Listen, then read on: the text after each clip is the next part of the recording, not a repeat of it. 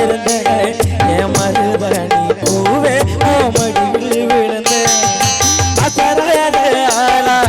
முறை பார்த்திருந்தேன் நீ ஒரு வாட்டி பார்த்தேனா தானா பணிஞ்சேன் மடிப்ப சுடிக்காதங்க உசுரோரமா சுகமா அடிக்கடி குட்டியா சொல்ல எதத்தா சொல்ல நான் எதத்தா சொல்ல